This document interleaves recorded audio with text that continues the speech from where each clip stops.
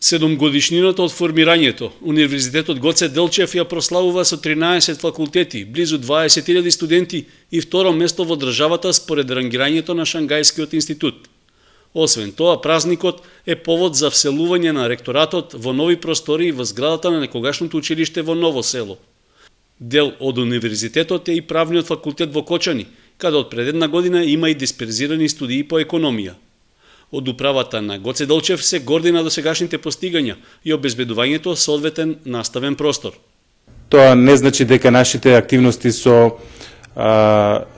реновирање и градење на нови објекти ќе заврши, но првата фаза, да ја кажеме, која беше и суштинска, е веќе завршена.